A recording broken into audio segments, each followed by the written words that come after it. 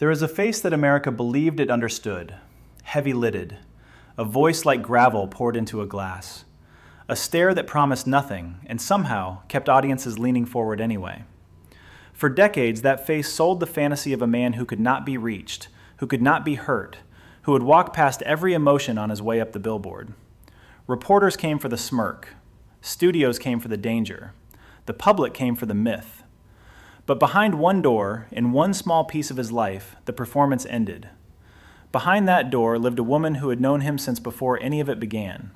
Her name was Dorothy Spence, and her presence is the reason the legend has a center of gravity at all. To understand what Dorothy stepped into, you have to begin with what the boy carried into her life. Robert Mitchum was born in 1917 in Bridgeport, Connecticut, a factory town that did not promise its children anything beyond endurance. His father worked the railroads, and that is where the first story of Mitchum's life ends. When Robert was 2 years old, his father was killed in a railroad accident. There is no softening that sentence. A 2-year-old does not understand loss in the way an adult does, but the body keeps the score in other ways. A house with a missing chair, a mother whose shoulders changed shape after the funeral. The town kept its distance from a widow who had just lost her husband to the same industry that still paid its other families. His mother did what widows did then. She moved.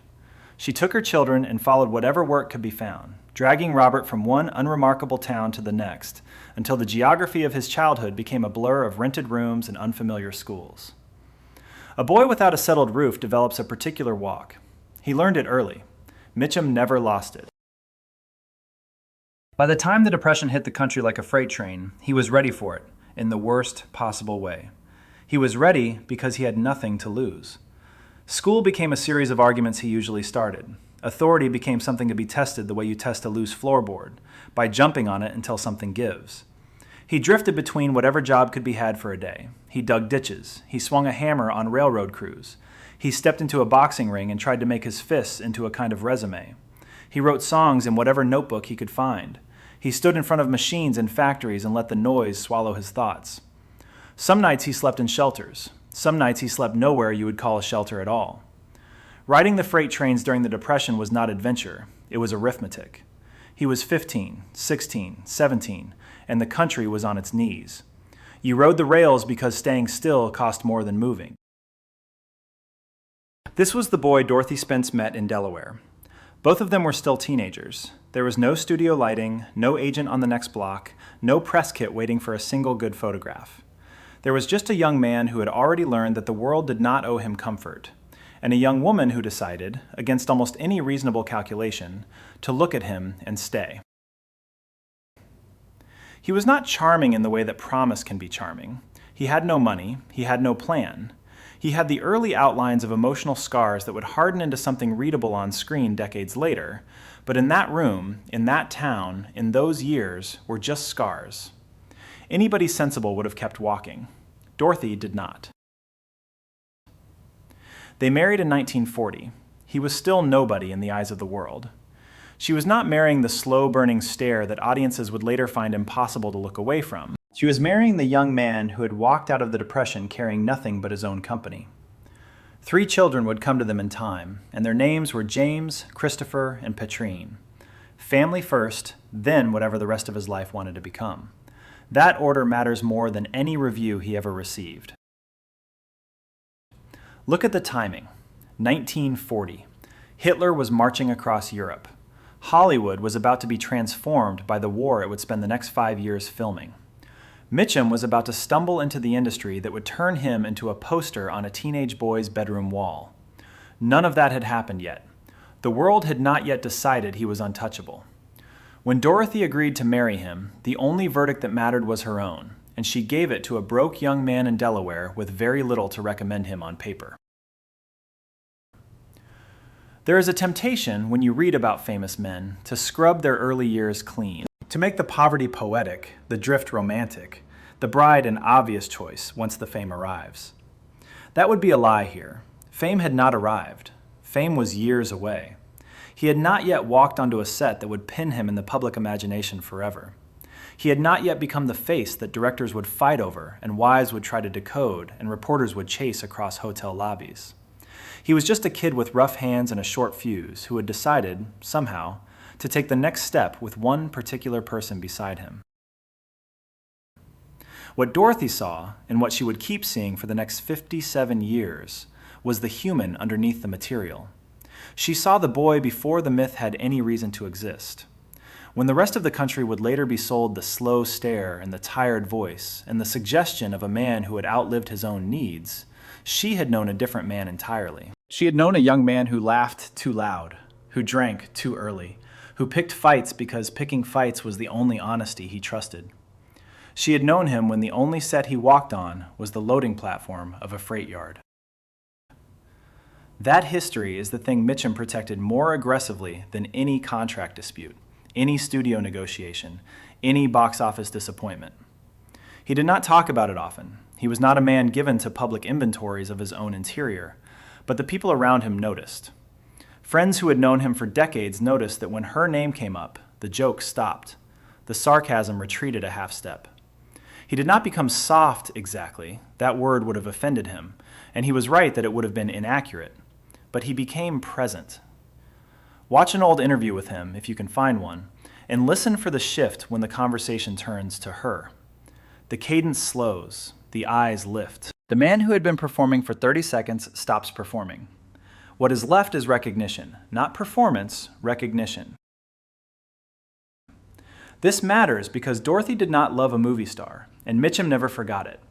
When the magazine covers started, when the studio portraits began to circulate, when the public started to receive the version of him that was packaged for their consumption, she had been beside him through an entirely different edit. That history was the weight in the room, the thing the interviews could not reach, the thing that made the marriage real in a way that gossip columns would never capture.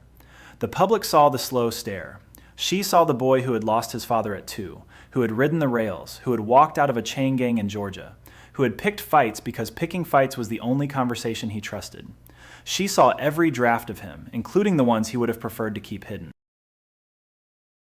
57 years is a number, and numbers slide past the eye.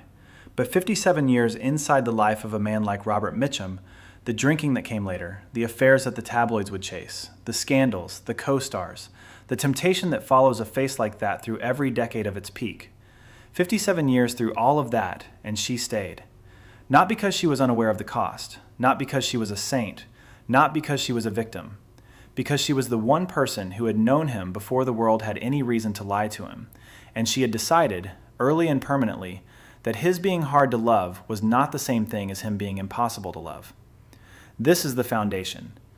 Before the noir, before the nominations, before the scandals that the tabloids would turn into national theater, before the face that everyone thought could not be touched, there was a teenage girl in Delaware who looked at a broke young man with rough hands and emotional scars and chose him anyway. He would spend the rest of his life pretending he did not need that. He would spend the rest of his life never quite convincing anyone, least of all her, that he did not. The boy from Bridgeport who lost his father in a rail yard before he could speak in full sentences. The teenager riding freight trains through the Depression. The young man who worked every job the country could offer him and found his way somehow into the door of a studio that did not yet know what to do with him. The husband who married Dorothy Spence in 1940, 3 children and no guarantee of anything beyond the next month. That is the man behind the myth. The myth comes next, and it comes fast, and it comes at a cost. Because the face the world was about to fall in love with would not be the face Dorothy had married. The face the world was about to fall in love with would be the one that drank too much, fought too easily, and chased what he should have learned not to chase. And Dorothy would be there for all of it. Something happens to a face when the country begins to project on it. By the mid-1940s, Robert Mitchum no longer looked like another struggling actor waiting tables between auditions. He looked tired. He looked detached. He looked, in the most precise sense of the word, finished, as if he had already lived through whatever the scene required and only remained on screen out of professional courtesy. The polished leading men of the era smiled because they were taught that smiling was the job. Mitchum did not smile. He waited. He watched. The camera loved him for it. In that confusion at the box office, the inability to stop watching a man who refused to perform the way leading men were supposed to perform became the foundation of everything that followed. You can trace the architecture of his stardom if you want to. The early Hopalong Cassidy westerns put a horse under him and let him wear the costume of the genre without ever quite becoming its obedient son. The war films did something stranger. The story of G.I. Joe gave him a role that should have been every cliché the form allowed: the infantry sergeant, the weary captain, the man who has already buried too many letters from home. And Mitchum did something with the role that no studio could have written into the script. He was not acting the part, he was simply present in it. The Academy noticed. The nomination landed on the mantle, and Mitchum treated it the way he treated most things the industry tried to give him, with one raised eyebrow and a line of dialogue that almost, but not quite, mocked the gift. Then came the noir. Out of the past, dropped into the late 1940s, and rearranged the way American cinema understood its own male leads. A man past the point of salvation, a man who has already lost the bet and is waiting for the bill, a man whose quiet stare carries more information than most actors manage in an entire speech. Mitchum walked into the role as if he had been tired for years. Audiences could not look away. Directors could not stop writing him into similar corners of the frame. Women saw danger. Men saw a kind of authentication that Hollywood rarely offered. Critics saw the birth of a screen archetype that the next decade would imitate and never quite equal. The exhaustion was the magnetism. The refusal to perform was the performance. The Night of the Hunter came later and pushed the same machinery in a different direction. There is a moment in that film where the man on screen feels almost frighteningly charismatic, and the fright is the point.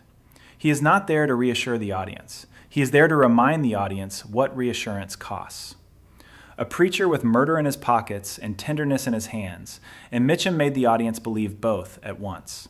That is the trick. That is what stardom means at the level he was about to occupy. By the early 1950s, the magazine covers had found him. The interviews had found him. The female fan mail, stacked a foot deep on whatever desk the studio kept for the purpose, had found him. He was one of the biggest male stars in America, and he had become that by doing the opposite of what every acting coach in town was teaching. The industry wanted polish. He gave them gravel. The industry wanted availability. He gave them a closed door. The industry wanted an answer to the question of who Robert Mitchum was. He refused the question. Reporters struggled with him for decades and never quite got the upper hand. You could not tell, half the time, whether he was serious or mocking the fact that you were trying to find out. He gave sarcastic interviews as a kind of civic duty, treating stardom like an accident he had wandered into and could not quite bother to take seriously. He mocked Hollywood culture openly because Hollywood culture, in his telling, was a room full of people pretending to enjoy their own company. He was not above his fame. He was not in awe of it. He had seen depression freight yards and chain gangs in Georgia. Stardom was a job, and he did the job, and he went home. And then there were the women. This is the part of the biography where every careful writer loses a little ground, because the record is not tidy. Tabloids linked his name to rumors in nearly every year of his peak. Co-stars, in memoirs and in interviews years later, openly admitted the attraction, sometimes on their side, sometimes naming him, sometimes leaving the attribution politely blurred. Reporters connected him, year after year, to affairs, to late nights, to drinking that bled into mornings, to an emotional distance that even the people closest to him found difficult to negotiate. The record is not gossip. The record is a pattern that everyone who was paying attention could read. Mitchum himself, when the years loosened his hold on the jokes he used to deflect, admitted more than the legend usually allowed. He said, in different ways across different decades, that he was not an easy husband.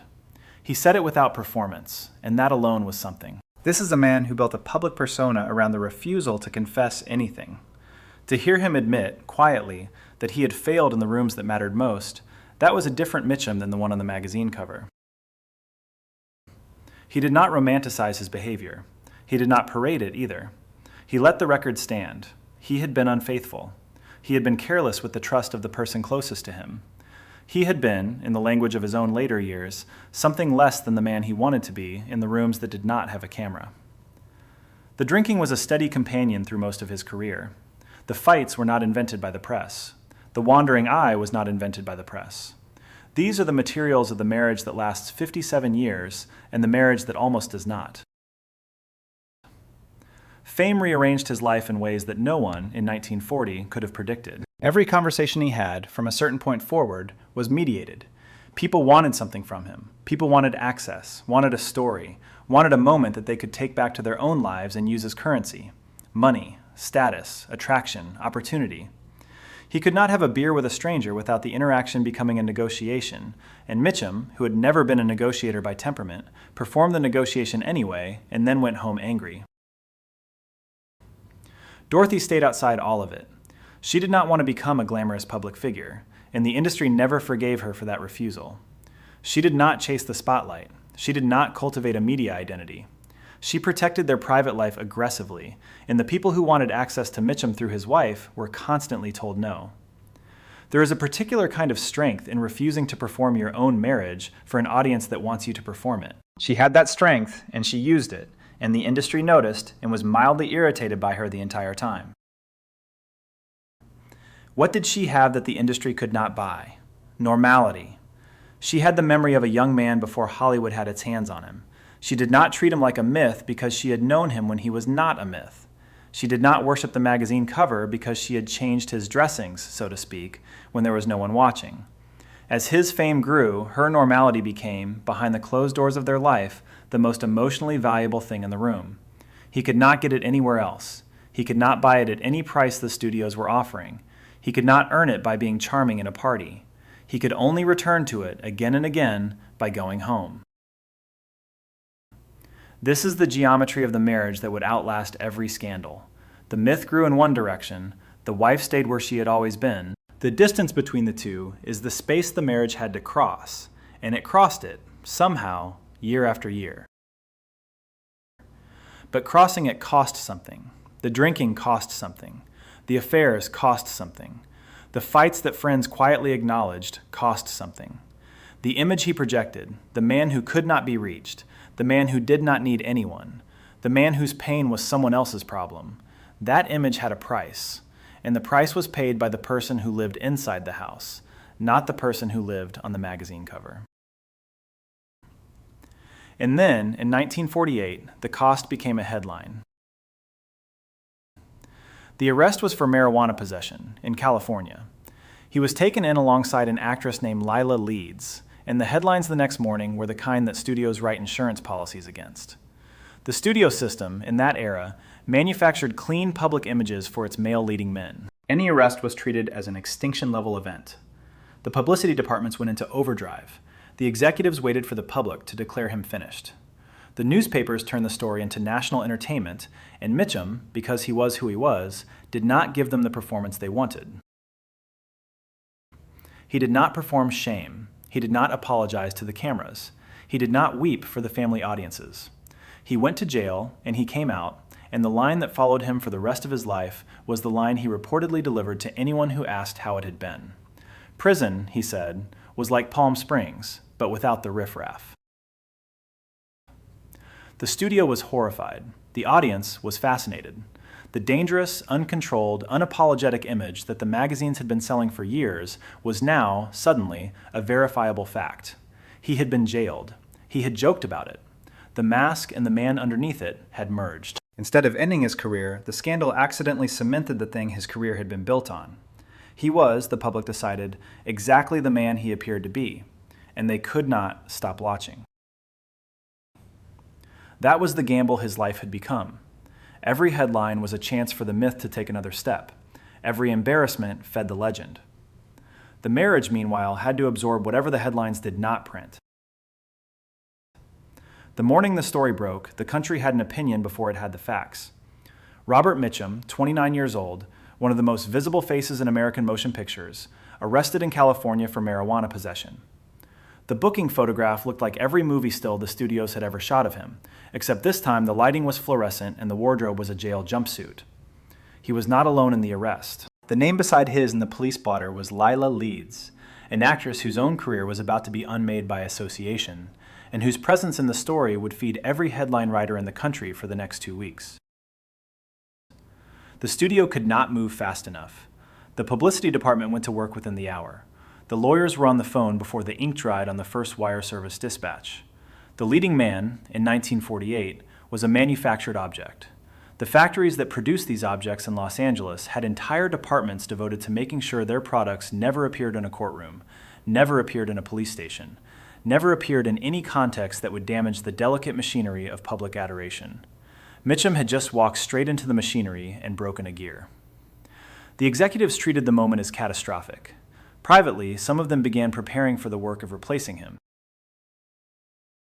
What the executives did not understand, what they had never understood about Mitchum, what they were perhaps constitutionally incapable of understanding about any actor who refused to perform on demand, was that the man they were watching was not going to give them the scene they needed. He was not going to weep. He was not going to apologize to the American public through the pages of the trade papers. He was not going to show up at a press conference with a prepared statement about lessons learned and a gratitude tour of the afternoon radio stations. Mitchum did not do that. Mitchum had never done that. He had ridden freight trains at 16. He had walked off a chain gang in Georgia. He had no relationship with the gesture of public shame, and he had no intention of building one for the convenience of a publicity department. So he went to jail. He served the time. And when he came out, he opened his mouth, and what came out was a line the press would carry with him for the rest of his life. Prison, he reportedly said, was like Palm Springs, but without the riffraff. The joke landed the way his screen presence had landed in every film that had made him a star. The audience could not look away. The executives in their offices put down their phones. The reporters, who had come prepared to record a man in ruins, found themselves recording a man who was not ruined. He was not even performing being not ruined. He was simply standing there, in the wreckage of the story they had built for him, refusing to bleed on schedule. The myth and the man merged in a single sentence, and the country, instead of turning away, leaned further in. The scandal was supposed to end him. The myth-makers of the studio system had prepared the funeral in advance. He was to be a cautionary tale, a moral for the trade papers, a warning to the next generation of leading men about what happened when you forgot to keep your private life out of the headlines. That was the script. Mitchum refused to read it. He walked out of jail with a line and a half-life in his pocket and went back to work. The audience went with him. Hollywood wanted the fantasy of the emotionally unavailable man.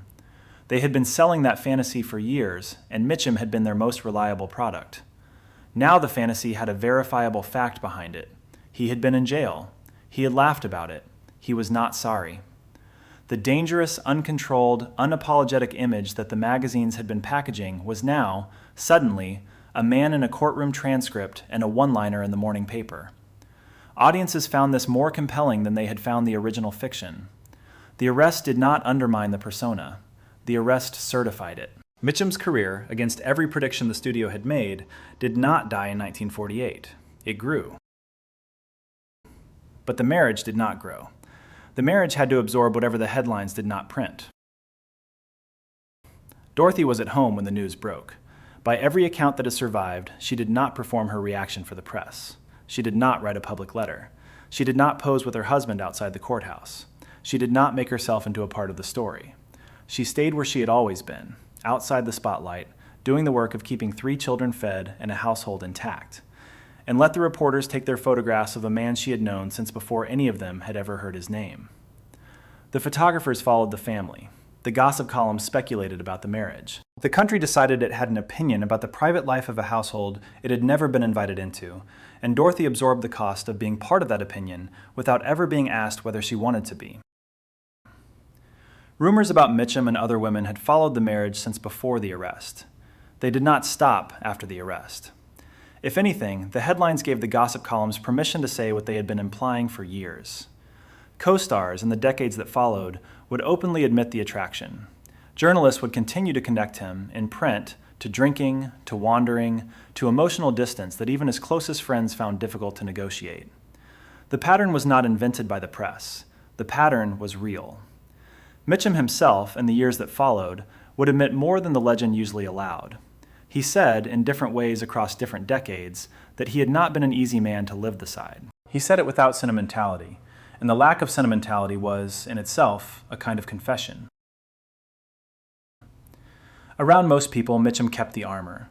The sarcasm was the first line of defense. The slow stare was the second. The emotional distance was the third, and the most reliable. People learned over time that they were not going to reach him in the usual ways. He would let them think they had reached him. He would give them a line that sounded like intimacy and was not. The audience on screen had been trained to confuse presence with availability. The audience off-screen learned the same lesson, harder. Around Dorothy, the defenses softened. This was the observation that every friend of the marriage made, in different words across different decades. She could still talk to him without fear of performance. She could still challenge him without being intimidated by the salary or the magazine cover. She could still look at him and see the young man who had ridden freight trains during the Depression, who had walked out of a chain gang in Georgia, who had nothing to recommend him on paper in 1940. She did not treat him like a myth because she had never met the myth. She had only ever met the man. This is the geometry the marriage occupied for the next half-century. The myth grew in one direction. The wife stayed where she had always been. The distance between the two is the space the marriage had to cross, and it crossed it, somehow, year after year, decade after decade, scandal after scandal. The arrangement was not equal. The arrangement was never going to be equal. Dorothy paid, in some currency that the gossip columns never bothered to price, for the man's refusal to be tamed by the life he was living. Mitchum knew this. He did not pretend otherwise. In the years that followed, the things he said in interviews, the things friends reported him saying in private, all circled back, eventually, to the recognition that the person beside him had carried a weight the public never saw. He could be poetic about her. He could be ironic about the marriage. He could not, in the end, deny the debt. The arrest was supposed to be the end of his career. The arrest was supposed to be the end of the marriage. The arrest was supposed to be the end of the man as the public understood him. None of those predictions held. He went back to work. He made more films. The audience followed. The tabloids continued to chase. The marriage continued, battered but intact, for another 49 years, which is to say for the rest of his life. The question the country kept asking, and the question the country never really answered, was whether the private life underneath the myth was actually collapsing, or whether the private life was simply never the thing the country had been looking at. Dorothy knew the answer. She had known it before 1948, before the arrest, before Lila Leeds, before the headlines, before the magazine covers had decided who her husband was allowed to be. The country wanted the fantasy. Dorothy stayed beside the human being. She paid, in the years that followed, for the right to do so.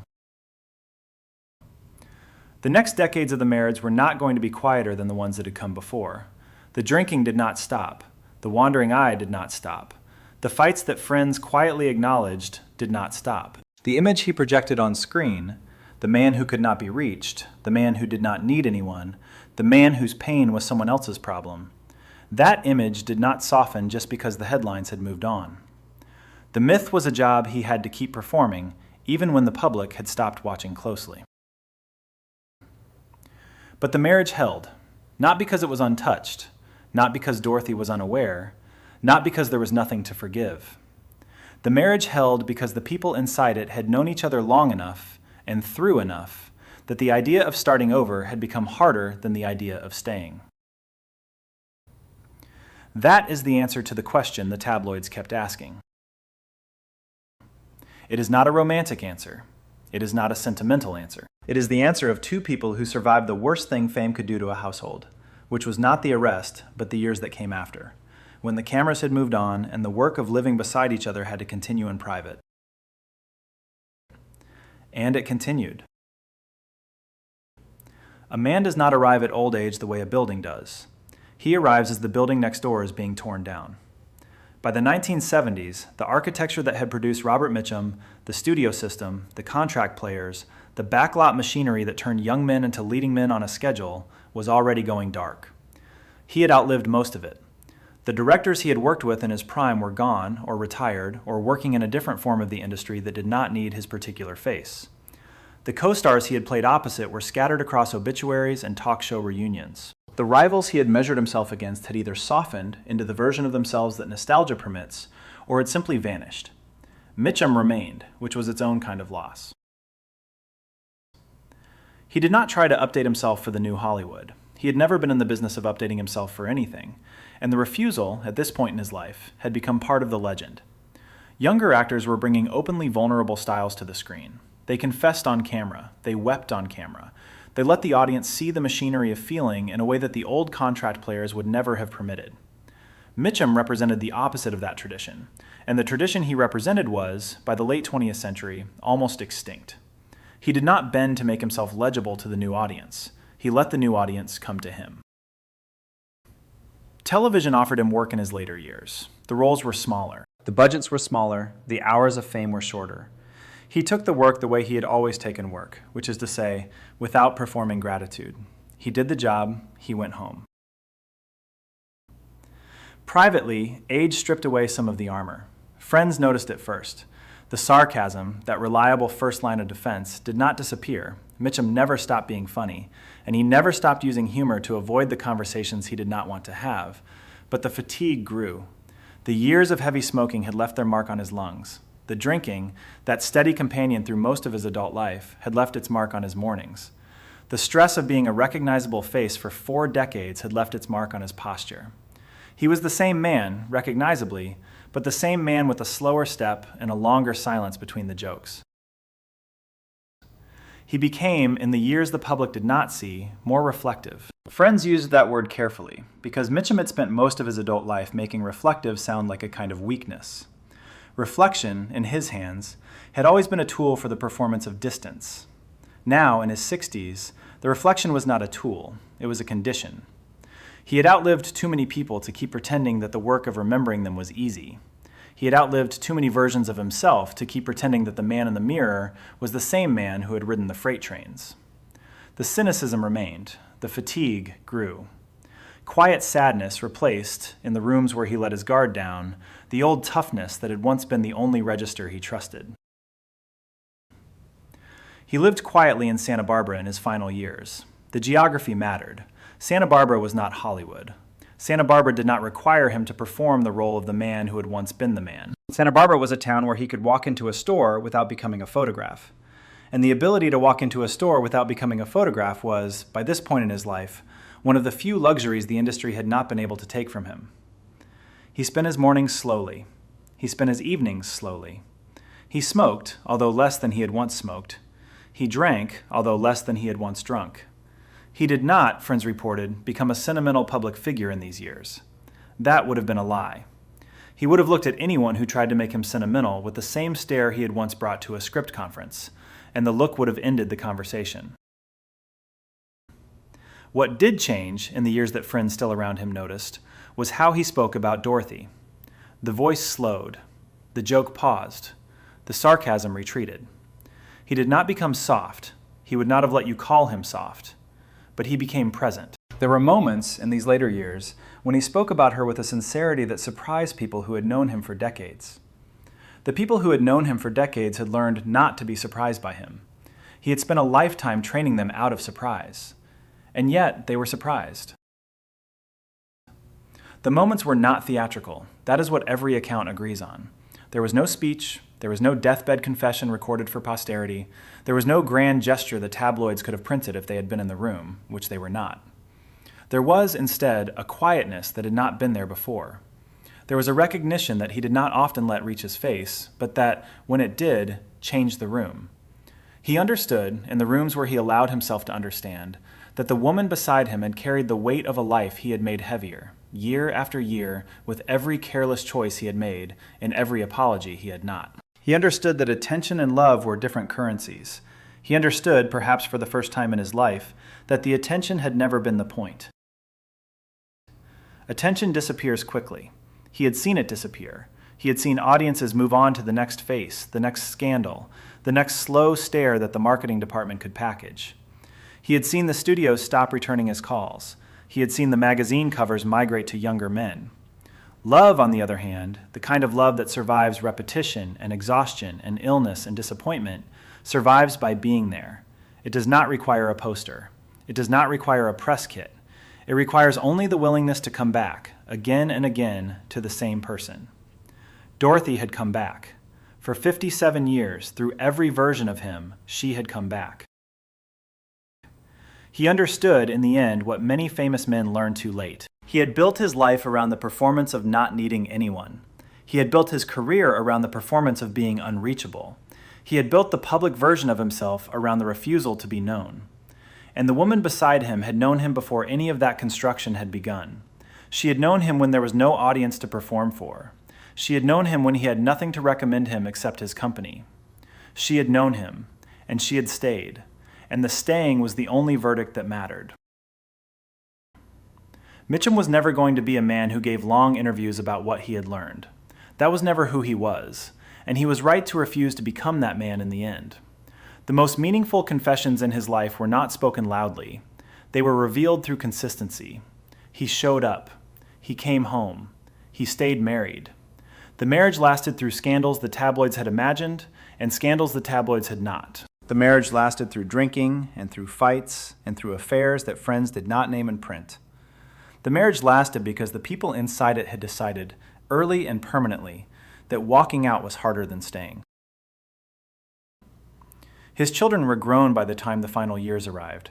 James, Christopher, Patrine, 3 lives that had begun before their father had been famous, in the years when marriage was still just marriage and stardom was still just a possibility. They had grown up watching a man perform the role of the man the magazines had sold, and they had grown up watching their mother refuse to perform the role of the wife the magazines expected.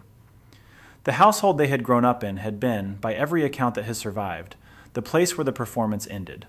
The household was the room where the man was still just a man. Friends described the final years as increasingly introspective. They used that word again because they had to use some word, and the alternatives were worse. Introspective suggested that Mitchum was looking inward, which was a phrase that would have offended him on most days of his life. But in the final years, in the slow Santa Barbara mornings, something in him had begun to look inward, whether he liked it or not. He could not outrun the memory of the man he had been at 20. He could not outrun the memory of the boy who had lost his father at 2 and ridden the freight trains and met a girl in Delaware before any of it had mattered. The memories came. The fatigue grew. The man behind the stare was, finally, more visible than the stare itself. He still disliked Hollywood phoniness. He still used humor to avoid the conversations he did not want to have. He still refused to perform the role of the aging icon grateful for his legacy. But in the moments when he let the guard down, and there were more of those moments, in the end, than there had ever been, what came through was not performance. What came through was recognition. He saw plainly what he had been given. He saw plainly who had given it. The joke stopped. The sarcasm retreated. The man who had spent his life refusing to confess anything looked, finally, like a man who understood that the confession he had refused to make was the only one that had ever mattered. The woman who had married him in 1940, broke, into poverty, with 3 children and no guarantee of anything, had become, by the late 20th century, the only architecture of his life that had not collapsed. Studios had moved on. Audiences had moved on. The industry that had made him had, in many of its old forms, ceased to exist. He had outlived it. The one thing he had not outlived was the woman beside him. And then, on the 1st of July, 1997, in Santa Barbara, at the age of 79, Robert Mitchum stopped breathing. The news reached the country the way news about him always reached the country, through a wire service dispatch, through a photograph of a younger version of him, through the same heavy-lidded stare that the magazines had been selling for almost 50 years. The obituary writers reached for the language they had been saving: dangerous, detached, tired, untouchable. The public read the obituaries and remembered the myth, because the myth was what the public had been given. But the man who died in Santa Barbara that morning was not the myth. The man who died was the boy from Bridgeport who had lost his father at 2, the teenager who had ridden the freight trains, the young man who had married a girl from Delaware in 1940, the husband who had been unfaithful, who had been careless, who had been impossible to live beside on most days of most years. And the man who died was also the one who had, somewhere in the slow Santa Barbara mornings, understood what he had been given. He did not announce this understanding. He did not record it. He let it show in the consistency of the only relationship that had outlasted the myth. Dorothy was beside him. She had been beside him for 57 years, through every version of him the public had never met. The obituaries did not print that. The tributes did not print that. The country mourned an icon, and the wife who had known the man mourned a husband. The next part is what remained. The 1st of July, 1997, was a Tuesday. Santa Barbara woke up the way Santa Barbara woke up most mornings, slowly, and the news traveled faster than the daylight. Robert Mitchum had died in the night. He was 79 years old. The wire service dispatch reached the East Coast before the obituary writers had finished reaching for the language they had spent 40 years saving for him. By noon, every newspaper in the country had found its headline. By evening, the television had found its montage. The country remembered what it had been given: the heavy eyes, the slow voice, the cigarette that might or might not have been a prop, the dangerous calmness that had no use for the audience watching it. He had represented an entire era of American masculinity, and the era was no longer around to argue with him about it. He had been the face of a kind of American man that the cinema had not invented, but had certainly codified. The man who would die before he would ask for help. The man whose pain was someone else's problem. The man whose tenderness was visible only as a shadow in the corner of the frame. The men who had grown up watching him had tried, in their own quiet ways, to be him. The women who had grown up watching him had tried, in their own quiet ways, to be the reason he softened. Neither group had succeeded. He had been the man who could not be reached, and the not being reached had been the point. That was what the country mourned. The country mourned an icon. The country did not mourn a husband. The country did not mourn a father. The country did not mourn the boy from Bridgeport who had lost his father at 2. The country did not mourn the teenager who had ridden the freight trains during the Depression, or the young man who had walked off a chain gang in Georgia, or the broke kid from Delaware who had married a girl named Dorothy Spence in 1940 because she was the only person who had ever looked at him and not seen a failure. The country mourned what had been marketed to it. And the marketing had been, by the standards of the industry that had produced it, extraordinary. He had never been polished in the way that Hollywood understood polish. He had never had the easy charm of the leading men who shared his era. He had never let the publicity departments transform him into the clean, smiling face that the trade papers preferred.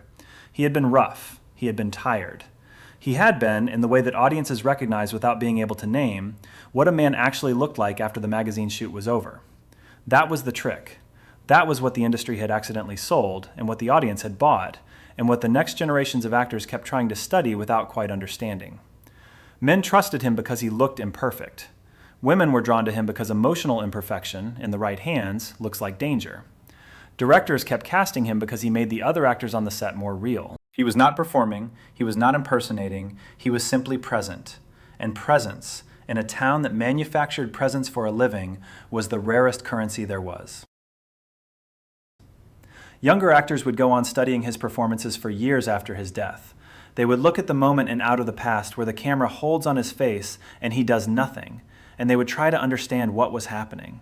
They would look at the moment in The Night of the Hunter where the line between preacher and predator disappears, and they would try to understand the trick.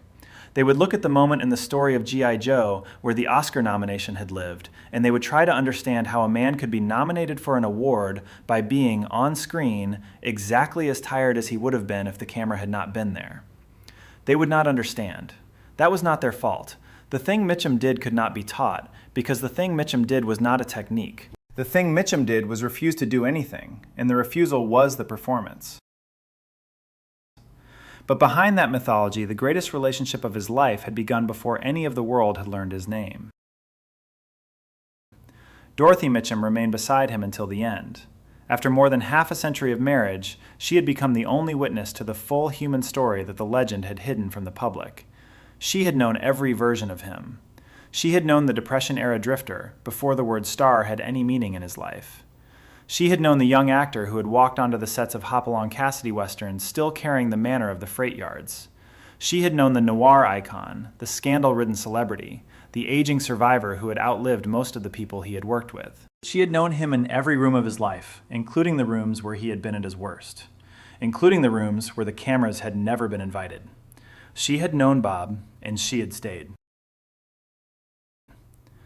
The marriage had survived because it had evolved beyond romance into something the language of romance could not quite describe. Shared history, shared pain, shared endurance. The vocabulary of the wedding albums had run out of useful words somewhere in the early years of the drinking, and what had replaced it was a quieter agreement. They would keep showing up. They would keep coming home. They would keep choosing each other, not because each other was easy, but because the alternative was a kind of restart neither of them had the energy for. The marriage had become, by the late 20th century, more of an architecture than a feeling. An architecture, when it is built well, can outlast the storm. Mitchum never became a sentimental public figure. That was not who he was, and forcing him into that mold in the obituaries would have been a small cruelty. The most meaningful confessions of his life were not spoken loudly. They were not handed to the press. They were not recorded for the documentaries that would come later. They were revealed through the only consistency his life had ever really offered. He kept coming home. He kept choosing the same woman. He kept, in the only way he knew how, returning. This is the part of his story that the title promises, and the part that the documentary must hold carefully. There are those who claim that in his final years, in the slow Santa Barbara mornings, in the rooms where the cameras had never been invited, in the conversations that the biographers could not quite source, Robert Mitchum admitted, plainly and without performance, that the woman beside him had been the only thing in his life he had not ruined. That he understood, in the time he had left, what he had been given. That he told her, in his own words, in words no microphone had captured, that she had been right about him from the beginning, and that he had wasted too many years pretending otherwise. That he said, finally, the thing the cynicism had kept him from saying for half a century. No recording exists. No transcript survives. The people closest to him have spoken around it, in memoir, in interview, in the careful language people use when they are trying to describe a truth they are not at liberty to print. What is known is the consistency. What is known is that the man who had built his life around the refusal to confess anything kept returning, in the end, to the same person. The refusal to record the moment is not a denial of the moment. The refusal is part of the moment. He was, until the breath stopped, a man who said these things in rooms with the door closed. That is how he said them. That is how she received them. The door was closed for a reason. What remained, after July 1st, 1997, was not the mythology. The mythology belonged to the country, and the country would keep it, and the country would teach it to the next generation of actors trying to study a performance that could not be taught. What remained in Santa Barbara, in the rooms where the cameras had never been invited, was a woman who had outlived the man she had married 57 years earlier, and 3 children who had grown up watching their parents perform the only argument that mattered. The argument had not been about money or fame or the women in the headlines. The argument had been about whether walking out was harder than staying. Walking out had never been harder than staying. That had been the answer for half a century. The answer held. Dorothy Mitchum survived him by 17 years. She died in 2014. The country did not mark her passing the way it had marked his. There were no magazine covers. There were no slow montages on the nightly news. The woman who had been the private half of the most famous, quiet marriage in American cinema did not, to the public that had loved him, become a story. She had never wanted to become a story. She had wanted the marriage to hold, and the marriage had held, and the holding was its own reward, and the reward did not need an audience. Hollywood created the legend.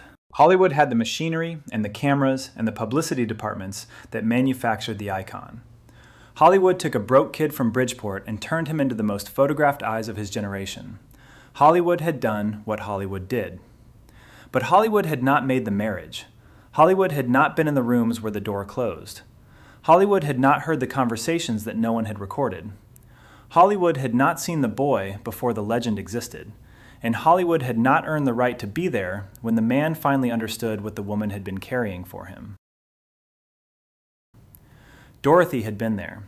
Dorothy had been there in 1940, when there had been nothing to recommend him except his company. Dorothy had been there in 1948, when the headlines had tried to make a catastrophe of his life. Dorothy had been there in the decades that followed, through every version of him the public had never met. Dorothy had been there in the final years, in the slow Santa Barbara mornings, in the rooms where the jokes had finally stopped and the recognition had finally arrived. Dorothy had been there when the breath stopped. Hollywood created the legend. Dorothy protected the man. The man is gone, the legend remains. The protection remains. The woman who protected him is also gone. What remains, in the record, is the architecture of a marriage that should not have survived and did. What remains, in the country, is the slow stare on the screen. What remains, in the rooms where the cameras were never invited, is the kind of love that does not announce itself and does not need to.